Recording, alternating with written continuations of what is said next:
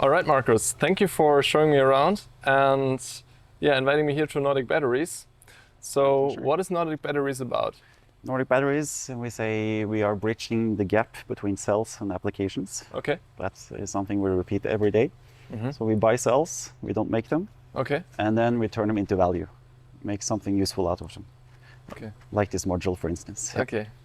So what is special about Nordic Batteries that you don't see otherwise in industry, especially in Norway? We are we're a small team, agile. We can make systems based on cylindrical cells, on pouch cells, and prismatic cells. Okay. And we also have our in-house BMS that we can tailor to any application that we want. So, Okay, so you have the different cell formats that there you are agnostic, but you're also agnostic in regard of the cell chemistry? yes, yeah. So Okay. our BMS is fully functional for both LFP, NMC, NCA, sodium ion, Okay. everything. So the core know-how of Nordic Batteries is then, for one, on the mechanical integration part, where you're very flexible, but then also, as I understand, for the battery management system. And can you explain briefly how that works? Because being so flexible must come with some price, or not? Yeah, absolutely. So what we have had to do is to scale down our BMS to make it as simple as possible. Okay. We don't make it to work with every system. We design it, okay, we want to make one stationary storage system. Okay, we make the system with BMS to work with that. Okay, if we want to make a small module, then we change our design and we are able to not take everything at once. We do one thing at a time, really. So, Okay. and then we have recruited some good talent in that regards. So we have experts on both hardware and software, so we can do the full integration at the same time. Okay, understand. So do you want to explain a little bit about the product itself? Like how Nordic Batteries is set up, and I think everything in your case starts with the module.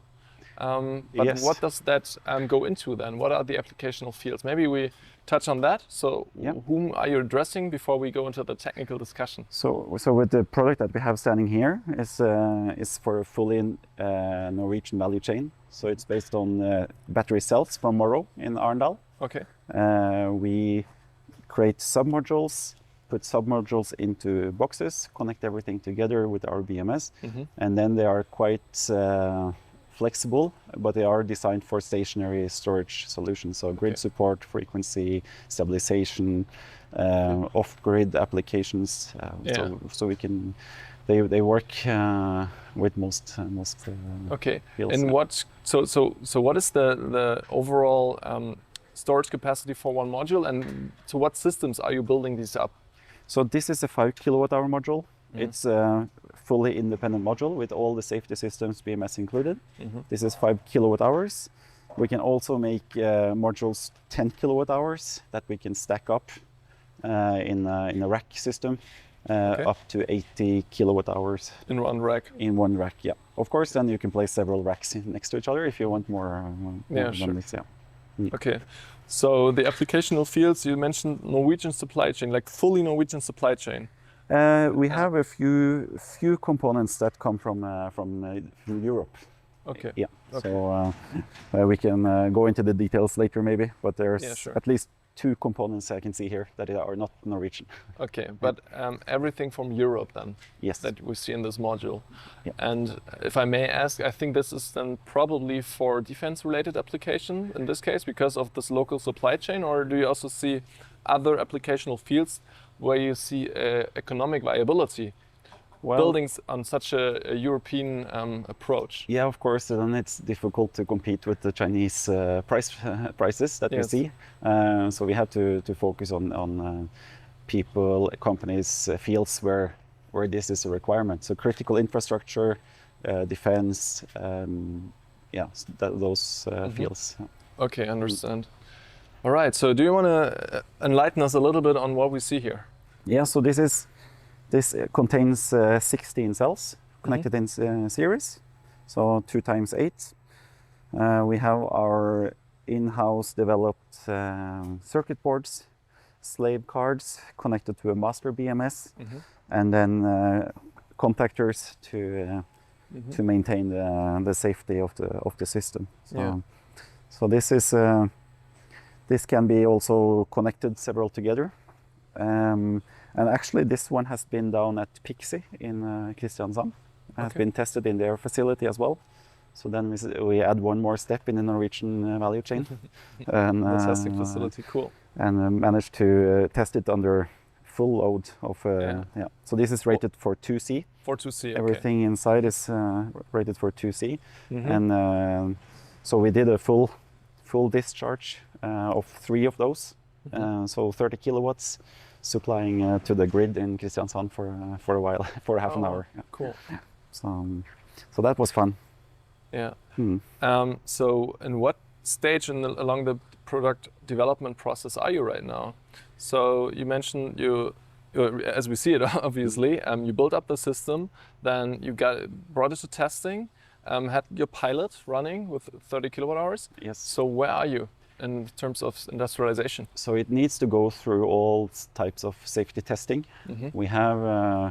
We are in contact with the third-party company to help us with this, and we already got feedback on the design and feedback that says that it should pass the test, but we haven't actually done the testing yet. So that's waiting on the orders coming in, basically. Okay. So how are you then approaching it from a production point of view? I mean, we've seen it behind here. So I think that the product we understood, but now the question is, I mean, you have special applications like defense, of course, where the economic viability is not that important. But nevertheless, you need to produce it, you need to automate it, I guess, yes. In order to come up with a reasonable economic viability, competitiveness. Absolutely. So maybe we can also shine light a little bit on that. Yeah, absolutely. So in the back here, you see the production line. So this is set up to produce these modules in what we call a semi-automatic way. So there are some manual stations for prototyping, but also for smaller series, production series. Okay. So we can take you around and have a look if you want. All right, let's do it. Yeah, so this is Daniel. He's from Kongsberg Innovation. So maybe you want to introduce yourself. Yeah, very short. Daniel, I work as project manager for the thing called Norsk Katapult. We help companies test and pilot new technology. Especially here you can see a production line that Nordic Batteries has been the biggest user of and continues to be. And it's a place where you can learn, develop and test new solutions, technologies to kind of pilot and test and have a stepping stone into a bigger production environment. So we help companies do that, and it's a lot of fun. And having access to this production line is of really great value to Nordic Batteries, because it has been developed for universality. So it handles cylindrical cells, pouch cells, and prismatic cells. That we can see, the robot can pick up all these cell formats, test them, do the inspection, and then stack the cells in the pattern that we want in each way. So it's very good, and you can customize for many different applications. And the flexibility here is that it's not only battery cells technically that you need to do. You could also do other types of assemblies like mechanical or whatever you want. I'm not the expert here, but there's the idea is that it's very flexible. It's like you kind of flipped the setup, let's say, in a way. So when they ordered this production facility, the spec sheet wasn't like a certain product. The spec sheet was like it's supposed to be as flexible as possible.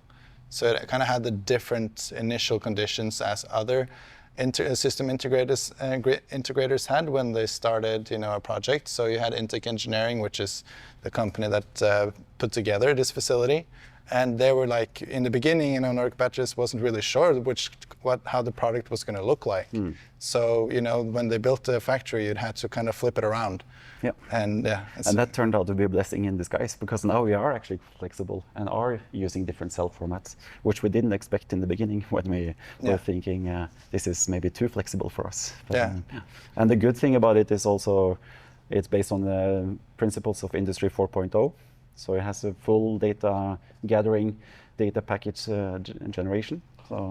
Yeah. So all the steps are recorded, serial numbers, testing data, everything is stored for later. Yeah, and you have, we set it up as kind of an open API, so like, any company can come in and integrate whatever services and solutions they have over, that MAS environment. So you can have different manufacturing execution systems here, or you can kind of implement a PLM system or ERP system after like whatever the company is really wanting, because we know that, you cannot really force people into certain solutions and providers. So we wanted it to be very open and flexible for anyone to take advantage of.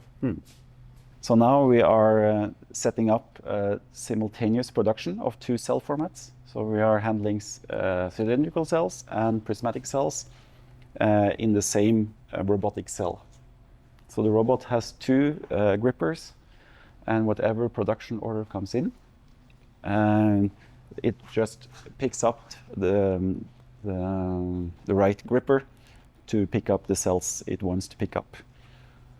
So now the robot is picking up prismatic cells, testing them one by one, reading the QR code to extract all the relevant parameters from the production from Morrow. So this is the first batch of commercial cells that has left the Morrow factory in Norway. It's here, and we have started to assemble battery modules with these cells. So first cell is ready, next one is put into the tester.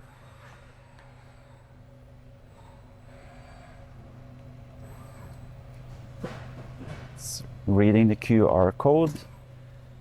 The tester comes down, it's the Finnish tester. The cell is picked up for a visual inspection. These manual stations, where the operator gets instructions on the screen. Whatever needs to be done, it's showed on the screen. And the operator presses on the button when the job is done.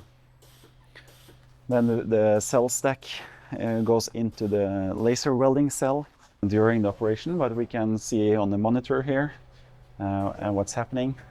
So the pallet will come in, and then the robot will start its procedure. Yeah, now it's locked into place. It's all about accuracy. So the pallet is maintained in position with a 0.1 millimeter accuracy for the weld to hit in the right place every time.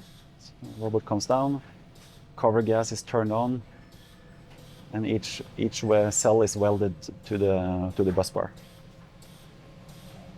You can see the camera from the welding head to see if the weld goes in the right place.